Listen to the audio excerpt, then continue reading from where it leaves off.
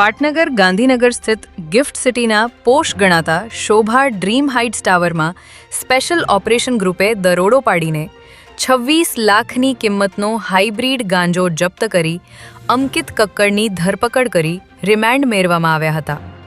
ત્યારે રિમાન્ડ દરમિયાન અંકિત MBA degree ધારક હોવાનું અને આ ઉપરાંત સમગ્ર નશાના કારોબારના તાર દુબઈ અને થાઇલેન્ડ જેવા દેશો સાથે જોડાયેલા હોવાનું સામે આવ્યું છે.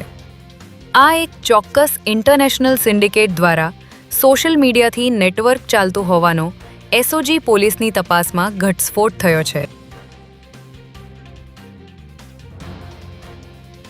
અમદાવાદ સાયબર ક્રાઇમે ચાંદખેરા વિસ્તારમાંથી મકાનમાં ચલાવવામાં આવી રહેલું કોલ સેન્ટર ઝડપી પાડ્યું છે.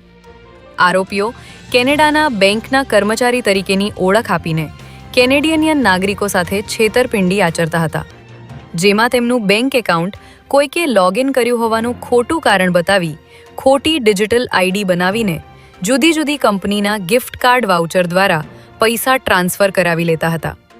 ત્યારે બાતમીના આધારે પોલીસે ન્યૂ CG રોડ પાસેના સોપાન હાઇટ્સમાં આવેલા મકાનમાંથી કુશ પટેલ, હર્ષ પટેલ, આશુ પટેલ અને સુનિલ રાવત નામના 4 આરોપીઓની ધરપકડ કરી છે.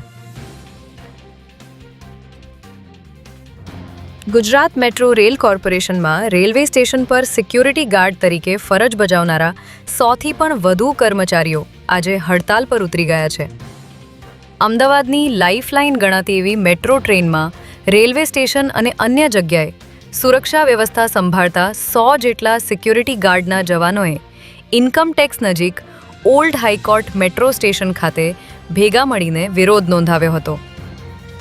સિક્યુરિટી ગાર્ડના આક્ષેપ છે કે તેમને નક્કી કરેલા પગાર કરતાં ઓછો પગાર આપવામાં આવે છે, જેથી તેઓએ પગાર અને હક, રજા સહિતના પ્રશ્નોને લઈને તેમજ તેમના સુપરવાઇઝરને નોકરીમાં પરત લેવા મુદ્દે વિરોધ પ્રદર્શન કર્યું હતું.